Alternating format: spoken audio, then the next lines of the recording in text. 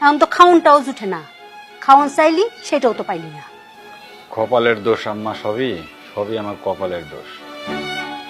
যে বন্য জামাইরে আমি নিয়ে এসে নিজের কোম্পানিতে চাকরি দিলাম, আমার বোন জামাইরে আমার বাড়িতে রেখে খাওয়ায় পড়ায় মানুষ করতেছি, সে এখন আমারে কয় ভিক্ষা করে খাইতে।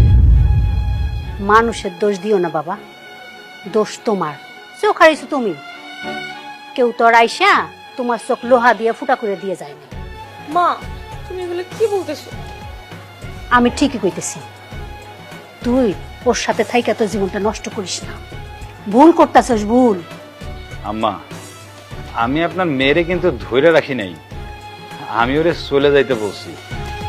তুমি যে ধৈর্য রাখো নাই সেটা তো আমি দেখতেছি, আমি তো কইও নাই তুমি ওরে ধৈর্য রাখছো, কিন্তু তুমি ওরে রাখছো ভালোবাসা দিয়া। ভালোবাসা চাইতে কি কোনো শক্তি আছে বেশি? এমন ভালোবাসছো আমার মাইয়া রে, আমার মাইয়া তো তোমার ভালোবাসার এই বাঁধন ছেড়ে যাইতে পারতেছে না। মা তুমি চুপ করবা? কেন চুপ করব? আমি কি মানা?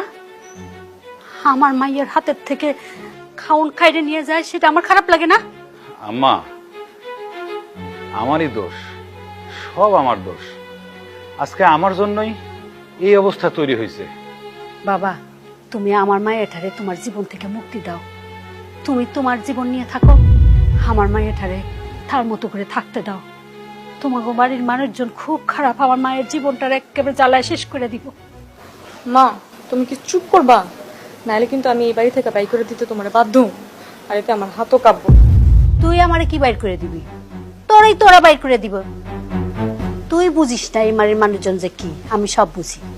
তুই আমারে বাইর করে দিতে চাই